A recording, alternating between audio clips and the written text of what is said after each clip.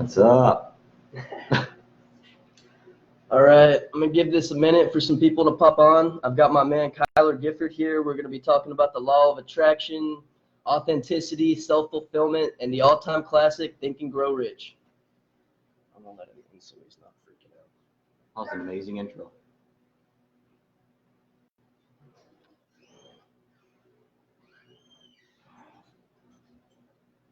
Beautiful puppy. Hey, Maui, get out of there. All right. What's up, virtually limitless entrepreneurs of Facebook? I'm here with my man, Gifford. Why don't you tell everybody about who you are and what you do? All right. Well, first of all, Trey, thank you for taking the time to set this up for us, and everything you do in the virtual space and all the information you bring to people. It truly is a beautiful thing. Like you said, my name is Gifford, and today what I'm going to coin myself as is a self-fulfillment advocate. Should I define that? Yeah, do it. Okay. Well, something that I observe in the world, society, amongst my peers, friends, and family, is that everybody, or a majority of people, seem to be suppressing a part of themselves that they know they should be acting upon. I myself am guilty of this, by all means. I'm still working towards this. I'm an advocate for this. What I am trying to do is help people identify those things within themselves that are true to their core values and help them work towards living a life away from what other people think they should be doing with their lives. But aren't you a realtor? I am a realtor, and that's one of the many avenues that I use to help people do that. You wouldn't believe, truly, the amount of conversations I have with people in the real estate world where, they're not sure what they want, they're not sure, what their house looks like or how much money they should be spending or this or that. And I really always go back to the self-fulfillment thing. What are you looking for? What calls home to you? They ask me, oh, how do I know what the perfect home is? And this might seem like a cop-out answer, but the answer always is, you'll just know. That's true. You definitely know what feels like home to you. You do. Like somebody else can't tell you that. No, I can't, your parents can't, your best friend can't, and people will seemingly try to do those things that those people would tell them, rather than just doing what they know is right. Awesome. That's a beautiful take on the real estate industry. I never really thought of it from that perspective. Glad you think so. So let's dive right into it. What is the law of attraction? It's a big question. Yes, it is. Well, first of all, the law of attraction sort of has a stigma about it, and I think a stigma that needs to be broken. The law of attraction does not work only through wishing and hoping that something works. Stigma one. Stigma two, you're never living outside of the law of attraction. You're always attracting. Every single second of every single day, you're attracting something. People, food, money, thoughts. You're always attracting, positive or negative. Completely different topic. That's why I put it in quotes. But so the law of attraction is the process of having a thought in your mind, having some set of ideals in your mind, having something you want to experience with your five senses in your mind, and manifesting that idea, that desire, that want into reality, into this world that we can all agree that thing exists. Example, very, very small example. Everything that this camera is looking at, the camera itself, the computer, this all started as an idea in someone's mind. All of it, everything you see that a human created was an idea. And through mental visualization and creating the processes necessary to bring that idea to life, these things exist. I don't know if that was too much. No, that made a lot of sense. That was Okay. that was a solid explanation. So it's got to be pretty easy to attract things you don't want to just as well, right? It's actually easier to attract things we don't want. Personal opinion, right? Because we as a society are conditioned to focus on the negative aspects of our life and the world around us. We live in a society where you're a narcissist, pardon my language, you're an asshole for talking about the good about yourself. How many people do you know that open up and they open up about all the things they love about themselves? I'm lucky enough to know quite a few now, but I didn't used to until I started doing it myself. And so does that not, again, there it is, law of attraction, boom. Yep. I mean, you change that internal subconscious process of your mental thinking, and then you started to get these things in your real life. Yep. But you get exactly what you focus on. And one of the biggest things that I changed is I started focusing on gratitude in the morning and when I'm going to bed. And I feel like that allows me to attract better things into my life. And like any thoughts I have, I consciously shift them throughout the day. If I catch a thought that's negative, I'm like, all right, I need to reframe this. I need Sure. to reframe this. And that's something that Tiffany taught me, actually. And you said something about being selfish for talking about yourself.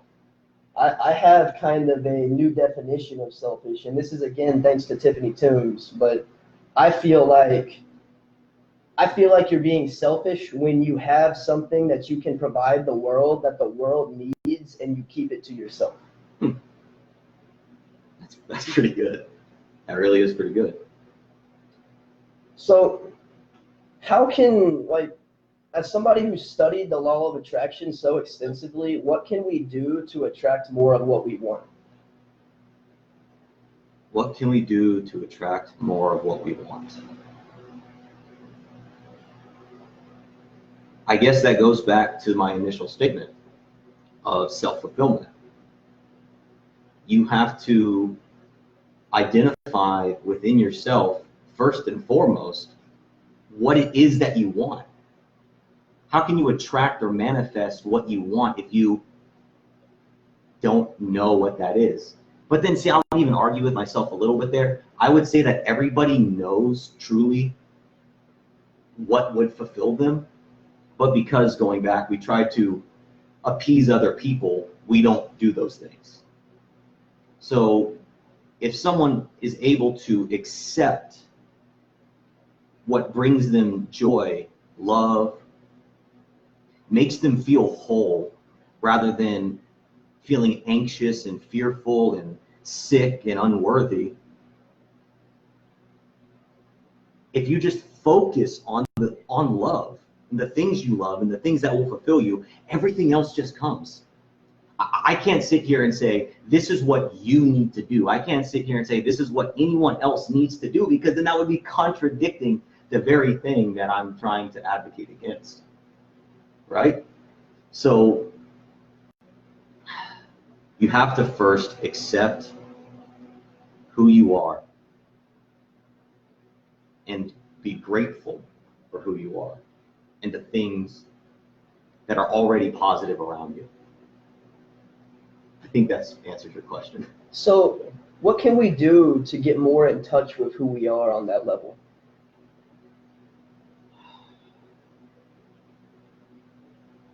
What can we do to get more in touch with who we are? spend more time with yourself.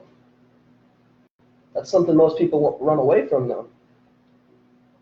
There is a poet who goes by the name of Cicero who said, "I am never less alone than when I am alone." When you spend time in solitude and not locking yourself in a dark room, but I mean, maybe if that's, again, not to limit anybody, if your dark room is your solitude that fulfills you, by all means, go for it. But spending time where you don't have the hustle and bustle of the technological world, or you're not directly faced with other people and having to interact with other people, and not even watching TV, spending time thinking, asking yourself questions, talking to yourself. I mean, something I ask a lot of people and they say, no, I've never done that, is, have you ever sat down completely alone and quiet and asked yourself, who am I? That just starts the train of dialogue that you'll just be asking more questions and you'll be getting more answers. And I may be sounding like a crazy person right now, but I think you're crazy if you're not talking to yourself. I'm my best friend. I'm my mentor sometimes. I'm my worst enemy.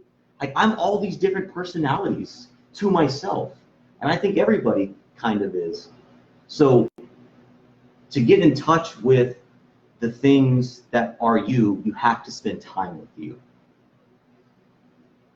That definitely makes a lot of sense. But spending time with yourself makes most people uncomfortable because they have a lot of built up emotions that they're still letting play out in their life currently. So they still won't be alone. They still won't. This is for discomfort in general. Like, people run away from it. Like, to really get in touch with who you are and be in line with yourself, you're gonna have to do things that make you uncomfortable. Absolutely. You mentioned the people. Like, not everybody's always gonna agree with you when you get in touch with yourself. Like, you're gonna have to find new people. You're going to attract the new people when you get clear on that. But discomfort isn't a bad thing, I guess, is what I'm trying to say. I would argue that when you're faced with discomfort, most times, all right, we can go into the situations where this doesn't apply, but when you're faced with mental discomfort, most of the time you're on to a breakthrough. And Bob Proctor actually talks about this idea a little bit. He calls it the terror barrier. And wow, were those wind chimes? Oh, that's my parents' clock. That was fantastic. I started talking about this idea and then some magical sound comes. That was cool. Okay, so Bob Proctor talks about the terror barrier and how people, right as they approach success or growth or something that is about to liberate them, they hit this wall and they bounce back and they revert back to the ideas, the paradigms, the constructs of themselves that they've already accepted and are comfortable with. They're like, yeah, I don't like this, and this, and I could be feeling better because of this, and this, but I already know what this life is like, so I'm just going to stay there. And to your point of people that are in your life now, that when you become a more authentic version of yourself, that don't like you or judge you or whatever, in simple terms, I want to quote Kid Cudi on this one. In a song, he says, I'm going to be up and away because they're going to judge me anyway, so whatever. Right? In very simple terms, be yourself because people are going to love you and hate you no matter what character you are, no matter what mask you put on. So you might as wear no mask. That's very true. I know that I was posting and feeling like I was kind of beating on a wall for a while there. And then I got to a point where I started telling my story. I started actively engaging with people and trying to build more relationships with it. And everything just started falling into place. I got clear with who I was and it just happened. And can I ask you a question? What? What was the what thought process did you change in your mind to like spark that shift, I guess? I guess I realized that there are other people like me in the world and that they need to see an example of somebody like them succeeding and doing the things that they want to do. So that's really why I do it, is so that other people like me will see that and know that these things are possible, that you can completely reconstruct a new life just by getting very clear on who you are and what you intend in the world. This is a very smart, incredible human being right here. Seriously. I'm happy that you were able to do that. I appreciate that. I feel like that's why we always resonated so well, because we had the same intentions in reality. And once you get very, very clear on your intentions, you get very, very clear on the people you want. And when you get clear on that, you start looking for that, and your mind starts looking for that, and then your mind starts attracting that. Absolutely. Because that is what you are focused on, and that's what you want and need in your life. So that's what you're going to get. Absolutely. Absolutely. And to touch on the attraction a little further, I'm gonna break it down to what I, unlicensed, would call science. Unlicensed scientists, I don't know if they have licenses or whatever, so I'm not saying that I can prove this with physical instruments or years and years of spreadsheets of data. I can't. But here is my scientific explanation for what's working.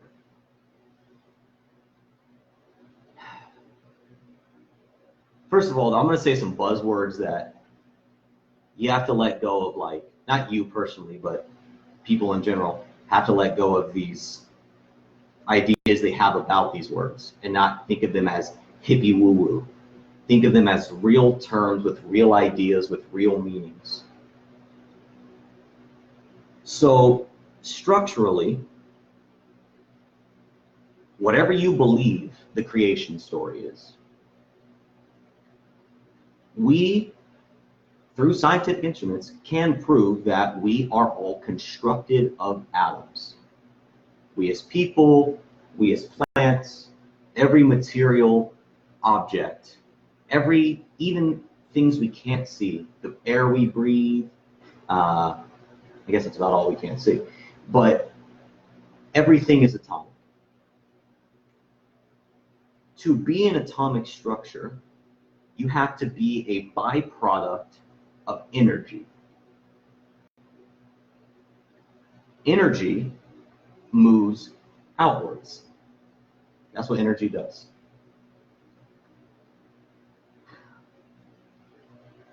So atoms also are in a constant state of vibration, right? We've learned that in elementary school. You have solids, liquids, and gases. They're all vibrating more closely, faster, whatever.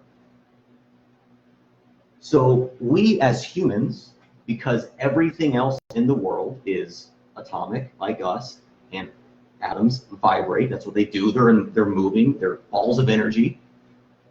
We are also balls of energy in a constant state of vibration. Now here's where you normally lose people. Your thoughts, when you think and create thoughts and realities and ideas in your mind, you are sending energy outwards. Scientifically, we can prove that thinking and thinking alone, sitting in a room, exercising your mind, burns 55 calories an hour. To me, that proves that thoughts are energy. They are doing something. They are physical. So on a certain level, the way you think affects the rate in which you vibrate, the rate in which your atoms vibrate. You've ever felt manic?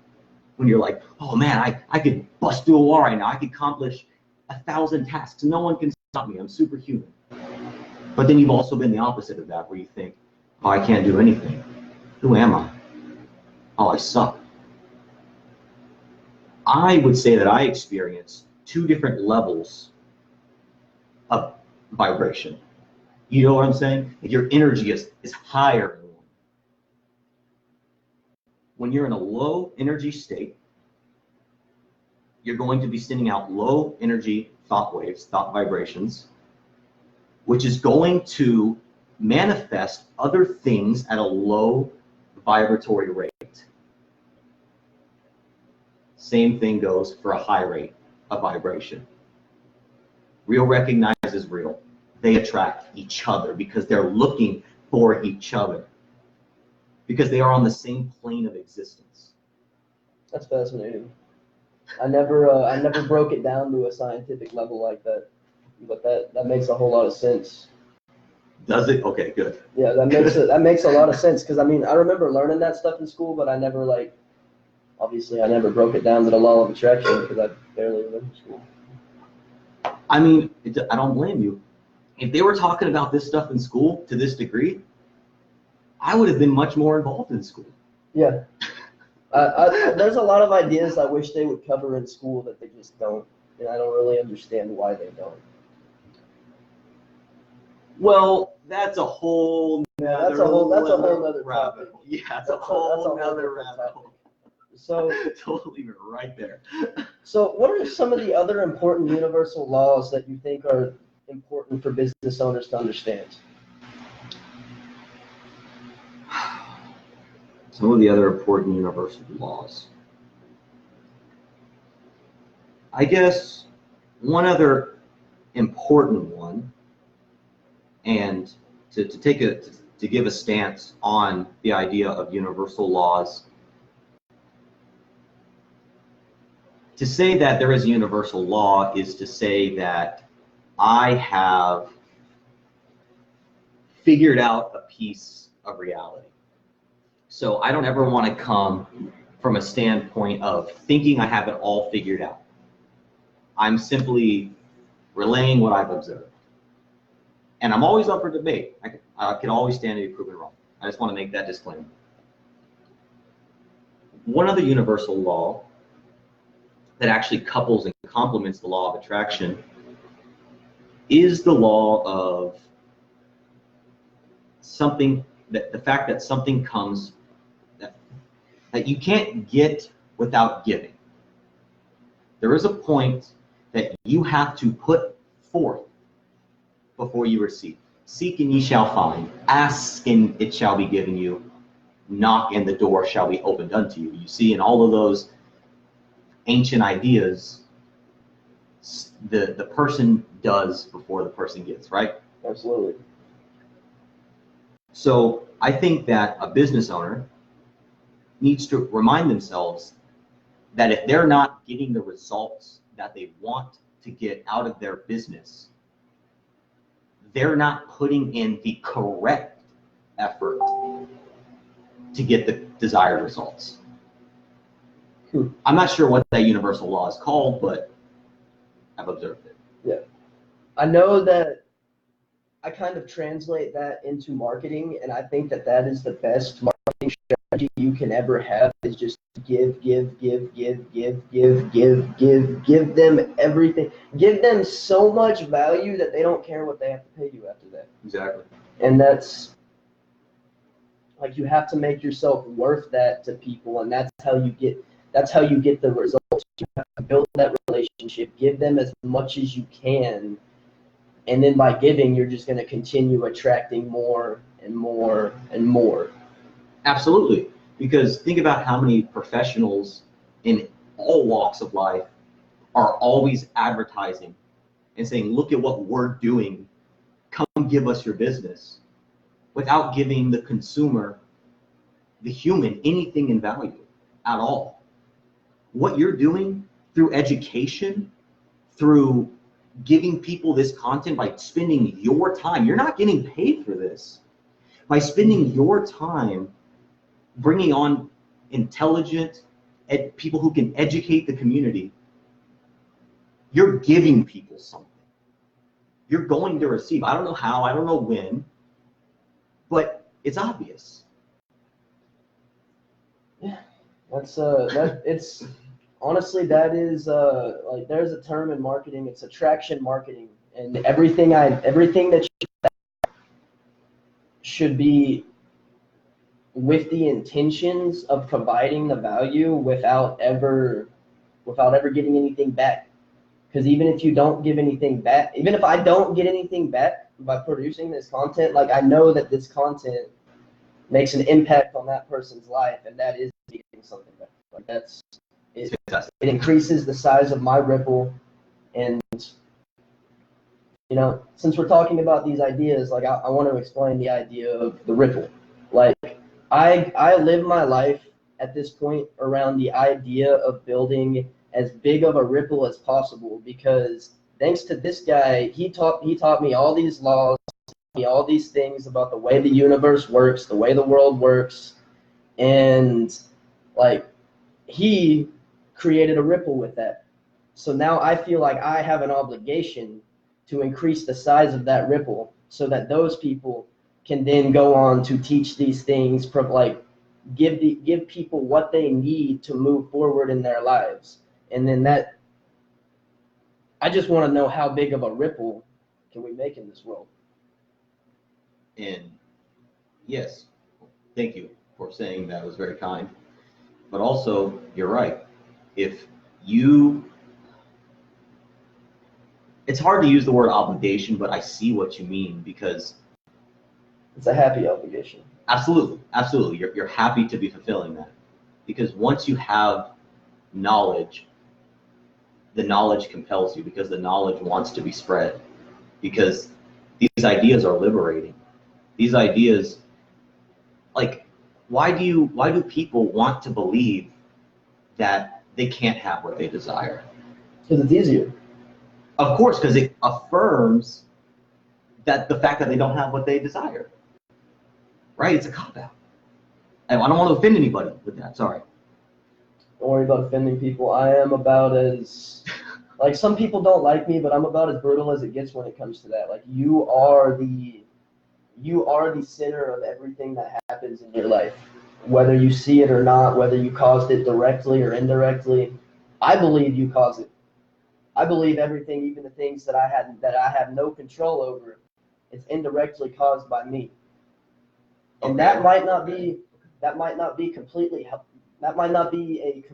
completely the right thought process, but honestly, it keeps me sane, because it makes me realize I'm the one that's in control. I'm the one that's in control of what I put out. I'm the one that's in control of how I respond to everything. And then realistically, I'm the one that's in control no matter how any of that goes. Okay. And that allows me to continue to attract what I'm focused on, I guess. So would you say that there is no such thing as an outside influence or an energy out of your control that comes into you? Yeah. Would you say that because like my biggest qualm with that is, like, we didn't choose the circumstances we were born into. Yeah, but you can control the circumstances that come after that. When you reach a certain level of self-awareness. Yeah. Right. Okay. Which everybody's capable of. They just most people don't want to be uncomfortable. Like we're gonna touch on discomfort again here. Yeah. Like, nobody wants to be uncomfortable. Nobody wants to step out of their comfort zone. And the fact is once you step out of your comfort zone, that comfort zone expands. Absolutely. Once you step out of that comfort zone, it expands again. Once you keep going, and it just keeps expanding and expanding and expanding, and all these opportunities that weren't even in your horizons or in like what you could see as a possibility suddenly become possible just because you took those couple steps out of your comfort zone. And nobody wants to do that. I mean, it is scary. It is scary. So I agree with what you're saying. Yeah. And I don't want this message to come off as people taking away a feeling of having to feel guilty. I don't want any of this to inflict guilt, because there's no reason to feel guilty about the things that you didn't do in the past, because we owe nothing to past versions of ourselves. I owe nothing to the person I was at the start of this conversation. I could change my whole philosophy right now. I owe nothing to that person. I feel like if you feel guilty, you need to apologize to yourself and then reframe the language and move forward from there. I agree. Quit flogging yourself, right? Quit beating yourself up. We're our own worst judges. Yes, we are. I came to find, come to find out, I hit a point a while back before I linked up with Sid and Tiffany where I couldn't sell anything. I didn't believe in myself. I was completely stuck in my head. And then I linked up with Sid and Tiffany, and they pointed out it was literally just my mindset. I know everything I need to know. I knew exactly the steps I needed to take. I knew exactly how to do them, but I didn't want to step out of that comfort zone. And I let myself stay in my comfort zone because I wasn't, and I think it was, I really think it was because I wasn't clear enough on my intentions and what I wanted to put out. Okay. And I had to spend the time with myself and with my mentors to figure out who I am and exactly what I intend. And it did take an outside force to push that on me. Okay. It took the outside force when you came to me. When you came to me, I thought I was never going to change. And an object at rest stays at rest. Exactly. So I feel like exactly. Unless an outside force. Yes, I feel like we need some kind. We either need an outside force to push us out of that space, to be willing to make us to be willing to go out of our comfort zone, or we have to reach a point in our comfort zone that we are so uncomfortable that we're willing to step out into that out of that comfort zone. Sure. And it's kind of I wish I could understand why we do that to ourselves, but even I still do. Well, that's why I like to use the language when we're talking about all of this, to do your best to accomplish these things. Because if you're doing your best, there's no room to feel guilty. Yes, if you do a little bit better every single day, you're going to be 365% better a year from now. Good point. And, to touch on what you're saying about the outside force, I think we can have these outside influences, like maybe someone will hear this conversation today and that will be their outside influence. That's the hope. That's the hope. But ultimately, I think that we as people search the external world for validating factors. We seek out the things that we already know to be true. We already know that we want to do. And so when we find out here, like reason or assurance that it's okay to do those things, we do them. So I think whoever's going to be liberated by these ideas is going to be someone who's already ready to be liberated by these ideas. Someone who doesn't want to listen, you're not going to receive if you're not ready to receive. Absolutely. You can't change your life until you're actually ready to make that step forward. And Exactly. It's kind of fun because some people, they think they're ready to make that step forward, but they won't actually take the steps either, just because they get to that point where they take the first step and then they think, oh, I took the first step, I changed. It's a consistent every single day effort, or you have to do things every single day consistently if you ever want anything to compound. And I think that that's one thing that people don't understand about these things. And even with the law of attraction, like you said, the stigma of it is that you can just think about it and it's going to happen. No. You have to put in the effort every single day. You have to put yourself out there to be able to attract anything, because if you're not out there, your vibration is dying. Yes. And I mean, who doesn't want to sit on their couch, wish for $1 million, and a briefcase come crashing through the ceiling? I mean, like everybody's thinking, exactly.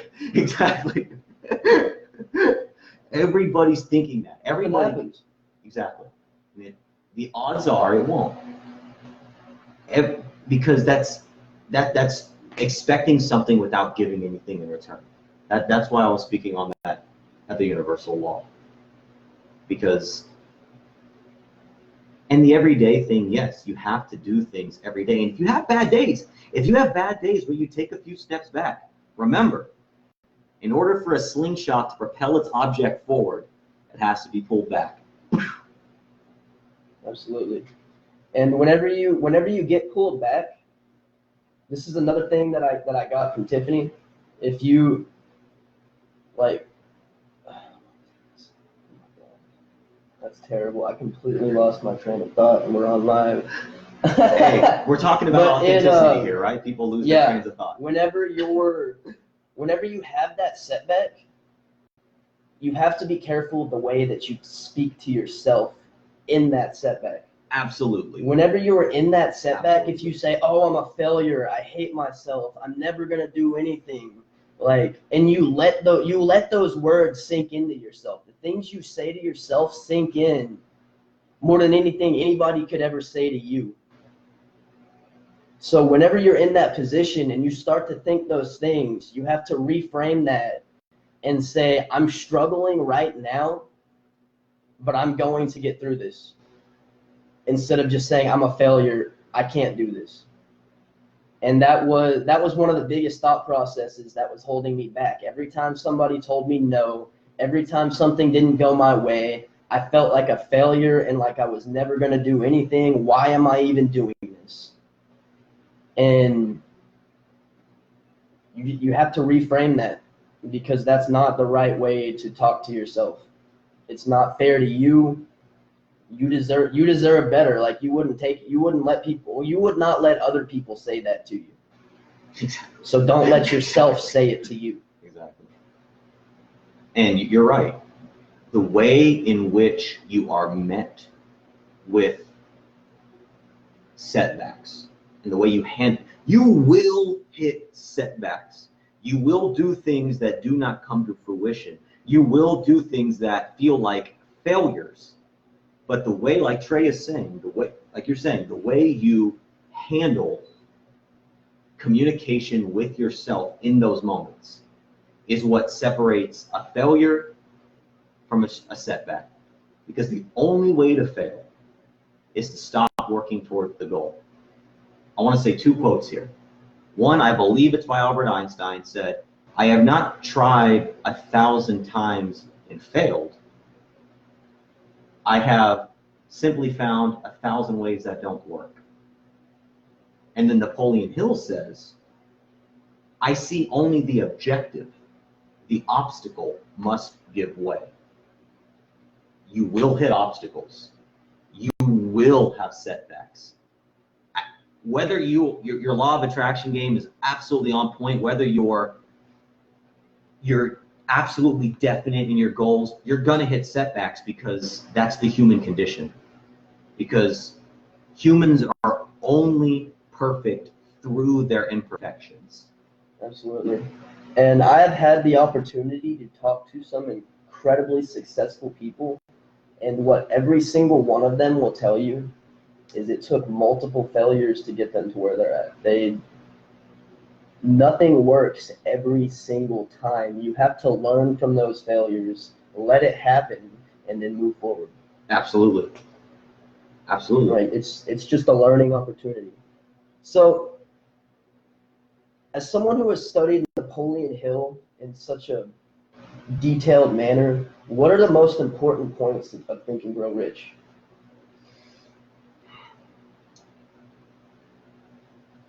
Well, if I can, let me speak about Napoleon Hill for a moment. Absolutely. Napoleon Hill is probably one of the, if not the most influential person to set me on the path. He was my outside, directing force. Unfortunately, I never got to meet him, but he Napoleon Hill's philosophy is very esoteric, very spiritual. You can take it as a self-help book. You can write him off as just a self-help author. But Napoleon Hill was a human that was in touch with the higher creative faculties of reality. He came, if you want to use failing, Napoleon Hill came in and out of riches multiple times. But because he stayed true to the core of his beliefs, he was able to continue to bounce back. I think he was a millionaire like 7 times. So I just want to destroy the stigma that he's simply a self-help author. He just like I sort of do with real estate, he used the tools at his disposal because he was writing all of his ideas down during the Great Depression. So he was trying to tell people, quit being depressed. You can change all this. You're not a victim of circumstance. Here, look, he was doing what we are trying to do right now. But his medium was books. He didn't have Facebook Live. Anyways, Think and Grow Rich is a spectacular book because Napoleon Hill countless times touches on what he calls the secret. And I think in the beginning of his book, he says the secret is mentioned no less than 300 times in this book. And I spent tons of time online seeing people debate what the secret is, and oh, here it is on page 15 and whatever. But again, I'm sorry to take so many caveats, but these ideas splinter. He identifies the secret, in my opinion, as the thing that can't be said. He says, you might see it on page 1, you might see it on every page, you might see it never. Because he's talking about the ideas of creation. He's talking about, I don't want to use this word, but it's the most accurate word. He, in a lot of ways, is talking about God. And God, if you take it outside of any religious text, if you take it outside of any philosophical text, if you take it only from the idea that God is the place where we came from, is the creating force of the entire universe, is the creating force of the very thing that is our conscious awareness. I think that's what Napoleon Hill is talking about when he says the secret. Okay. So Napoleon Hill uses examples, real life examples that he said he experienced, to prove or to show that in between the lines of the story, there is the creating force, the conscious force. And he uses that, and the reason I'm going so in depth on that is because you can read Think and Grow Rich and get motivated for a month, do a few things, take that first step, build your business pages, do all these things, and then it falls off, the motivation's gone. Yeah. So a lot of these motivational thinkers do, or motivational speakers do. They spark you, they jazz you up, right? They get you feeling good about yourself. But it's like a firefly, it's temporal. Napoleon Hill is talking about things that are everlasting. He's talking about the law of attraction without calling it the law of attraction. He's talking about how to break through the discomfort. He's talking about all of these things we're talking about. And he's doing it in a way that can be read and understood and accepted by people regardless of their religion. That's always a touchy subject. So I guess the most important thing is to read the book with an open mind and see him coming from a place of trying to, like Tiffany talks about, through linguistics, program your neural pathways. He's trying to break through your conscious mind into your subconscious mind and reprogram your very thinking. Did that answer your question? Yes, that answered my question. Okay. So, are there any other ideas that you think that are important for business owners to understand? I guess really just to sum up everything I said, all the fluffy language and everything, I think that the most important thing you can do in your business is identify what you're trying to do to help your fellow human. Why are you going into business?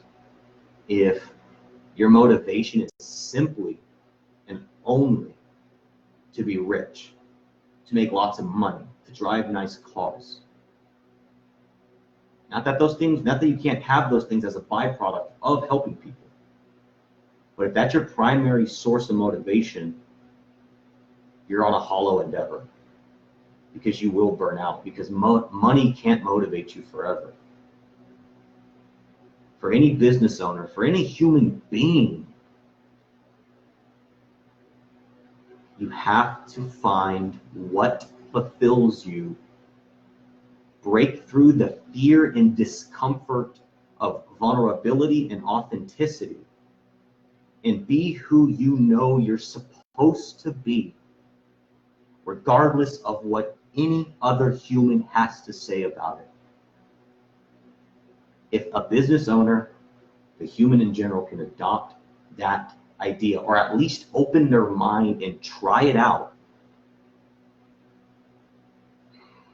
Then anything is possible. anything is possible, man. These things take effect fast, because you just start, once you change yourself, the better you know thyself, the more you know who you are, the more in tune with who you are, whatever that means to you, the more you start coming into contact and pulling things towards you that resonate with who you are. Clients, friends, cars, the emotions you want. You have to be careful, because as positive and happy as this is, these thoughts do work in the opposite direction. And that's what we see with most people. It's definitely just as easy, if not easy, to attract what you don't want, because you spend just as much time thinking, I don't want that to happen, I don't want that to happen, and our brains don't recognize the don't. Exactly. And it's easier to think about fear. I right now, just to be completely authentic, I was freaking out before this conversation. I was extremely nervous, and I was telling Trey, I'm going to puke. I can't see a reality where we live outside of coming into contact with fear. I would say even the most successful people. Now, and can I actually define that? Because that is an important idea, I think. Yeah. What is successful? If to you it means having lots of money, then that's what it means. But Earl Nightingale said it beautifully. Success is the progressive realization of a worthy ideal. The manifestation of an idea that's true to your core beliefs. If that means going out free of material objects, living in the middle of the Amazon rainforest, then that's what that means. Every single person definitely has their own definition of success, and nobody can define that for you, just like nobody can define who you are. No. You can let people define who you are. You can let the fear that you're confronted with, that's inevitable, overtake you, thus attracting more fear, because you're thinking fearful thoughts. You're thinking thoughts of scarcity. You're thinking thoughts of poverty, and you're thinking thoughts of doubt. But if you start Imagine if every time we thought a thought of fear, we said, you know what? I'm confident in who I am. I love who I am. What if every time we had a thought of fear, we replaced it with a thought of love and faith and confidence? Soon, you're going to be a loving, faithful, confident person because that's all you're thinking about. Yeah. You have to consciously put these thoughts into your mind, or you're just going to continue to have your automatic thoughts that are just ingrained into your subconscious from the years and years of saying the same things to yourself. Exactly. And I think every person needs to analyze the character they are. I think they need to go back and ask the question, who programmed you? And look at your parents. Look at your closest friends throughout childhood. Look at your closest friends and peers and family now. Who programmed you? And when you figure that out, you'll be able to unprogram the programming, and then you can program yourself.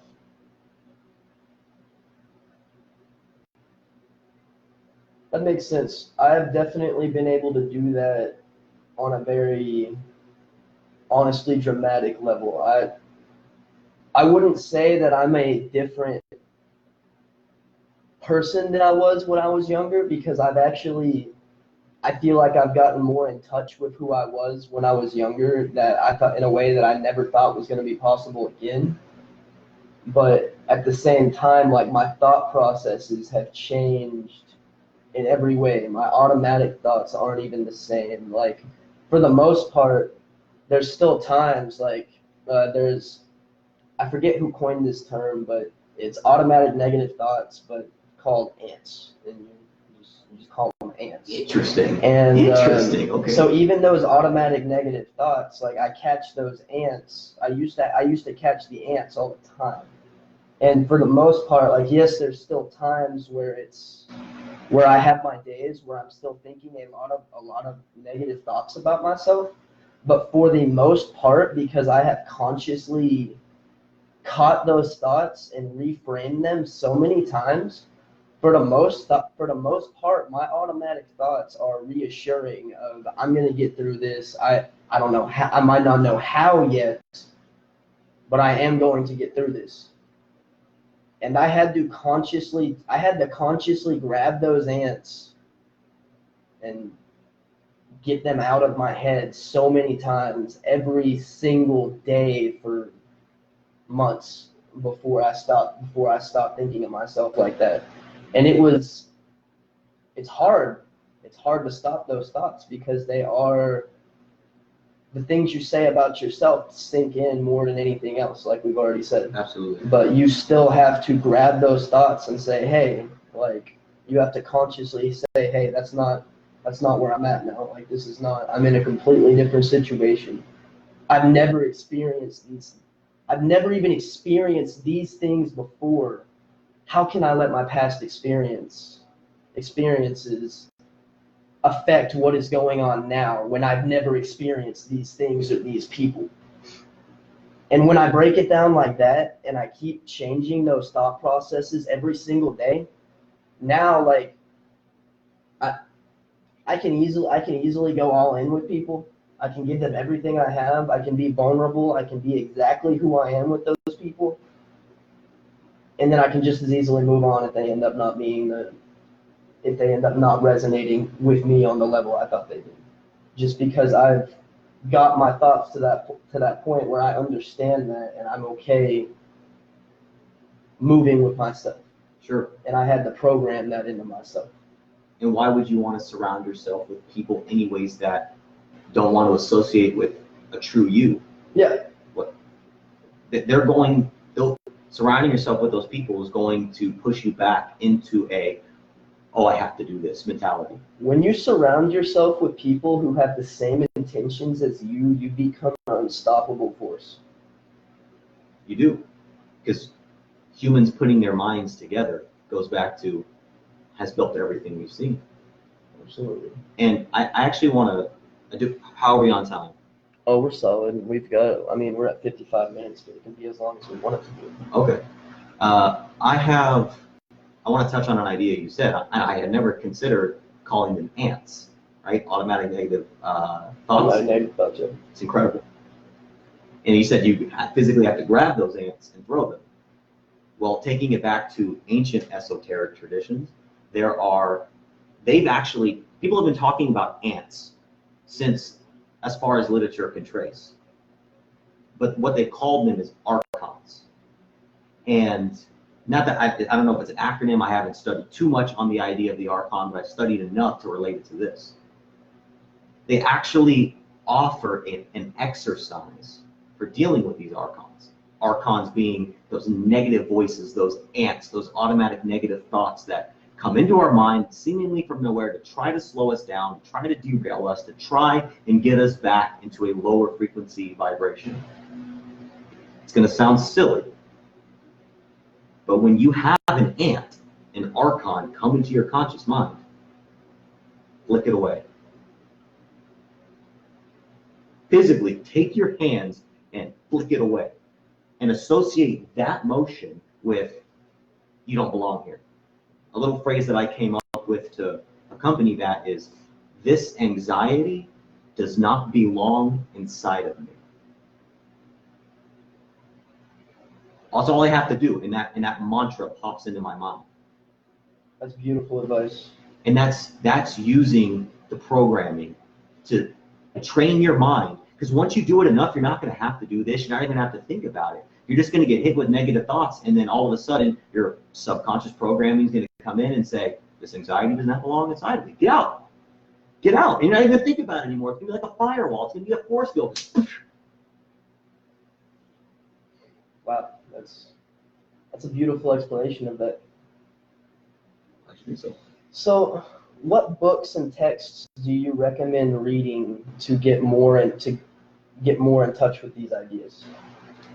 I think a great read for, I guess, anybody. I go back to this book because it's short. It talks about what we're saying in a very concise manner. If you listen to the audiobook's 48 minutes. The actual book, I think, is like 60 pages or something. It's called As a Man Thinketh. And it applies to women. It's just, he's using old language because the book was written in the late 1800s. Yeah. But that's a fantastic book for all humans. Is that Ralph Waldo? No, that is actually James Allen. Well, that was James Allen. Okay. Ralph Waldo Emerson is one of my primary mentors right now. So who would you say you study the most? Like, just who do you look for these ideas? The most right now at this point in my life, Ralph Waldo Emerson. Ralph Waldo. In my current life, some of his essays, he wrote a lot of essays, not really books. So there's an essay called Self-Reliance that is absolutely, I'll send you the YouTube link. I'll drop the link in the group. Self-Reliance is a fantastic essay by Ralph Waldo Emerson because you read his work and you feel liberated. His philosophy is called transcendentalism, which is the idea that you owe nothing to your past self. The idea that the human consciousness builds on past versions of itself, just like computer software. Who the hell is using the original Mac OS? Who's using Windows 1? No one. No. I don't know, maybe someone. I don't like to define, but the majority of people are not because it's better, it's more efficient, it's more intelligent. So Ralph Waldo Emerson it's kind of crass in a way, but he destroys tradition. He says we owe nothing to tradition. So he's kind of like my number one. But also Napoleon Hill, Think and Grow Rich, I'm sure everyone knows, but my actual favorite book by Napoleon Hill is Outwitting the Devil. That's my favorite one by him too. Isn't it incredible? Yes, it's incredible. It changed my life.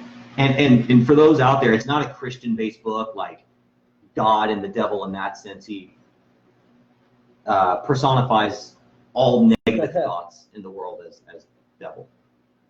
What? Maui's in the camera.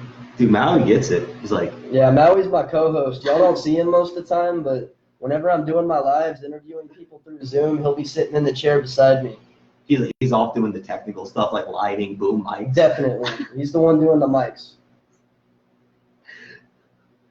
You study a lot of Bob Proctor too, right? I do. Cool thing about Bob Proctor, he's actually, like, unlike any of these other people we talked about, he's still alive. Yeah. So he's still pushing new content. Best thing I can recommend by Bob Proctor is you're in for the long haul, but at any point you can just start it. It's his 8-hour seminar on You Were Born Rich. Fantastic. He speaks with a man named John Canary, and that was one of those instrumental listens in my come up. Awesome. And April actually asked who she should look into. So if you want to get some, like, a couple of the people that I look to learn stuff about my brain and stuff as well, I listen to a podcast by Jim Quick. It's called Quick Brain. He talks about a lot of like brain ideas and how our minds work that really fascinates me. A lot of the ideas I mentioned, I learned from Tiffany Toombs. I've learned a lot from Lisa McClanahan, but the vast majority of like where I got started was the Napoleon Hill books and Bob Proctor, and like that was thanks to him introducing me to it. So if you are at a point in your life where you feel like you need to transition from what you are doing to who you are, what you're doing, look into these people, reach out to me, reach out to Kyler, reach out to whoever you have to reach out to. Like, we are here to help you figure that out. We're here to connect you with who you need to be connected with. And we are here to connect you with the resources that you need in order to figure out who you are and do what you need to do with your life.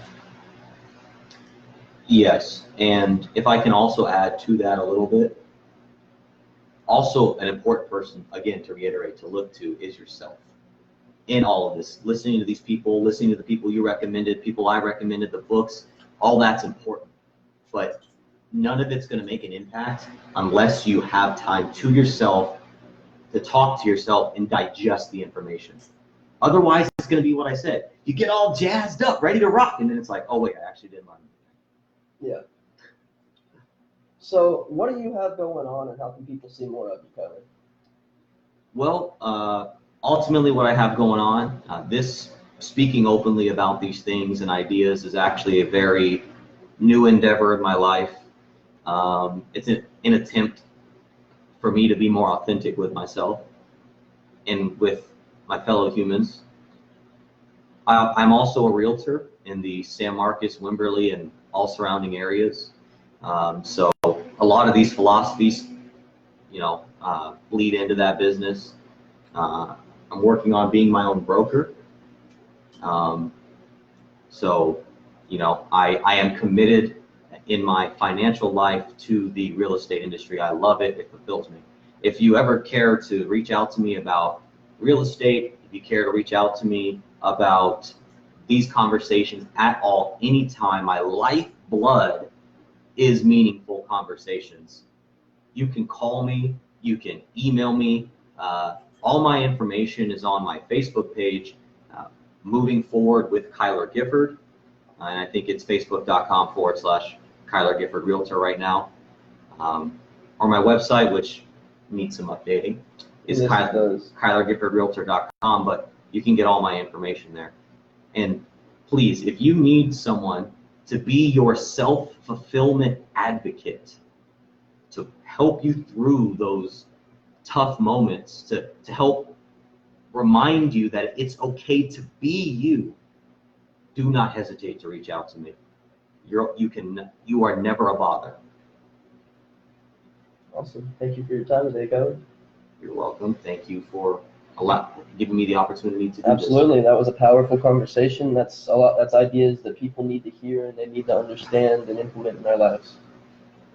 I'm glad you think so. Thank you to everybody that tuned in. Make sure y'all tune in for some of the upcoming interviews I've got going on. There's going to be some great ones. I'm going to be talking to the Funnel Doc. I'm going to be talking to Felix Day on how to build a podcast, how to monetize the podcast. I've got a lot to come. Make sure you stay tuned.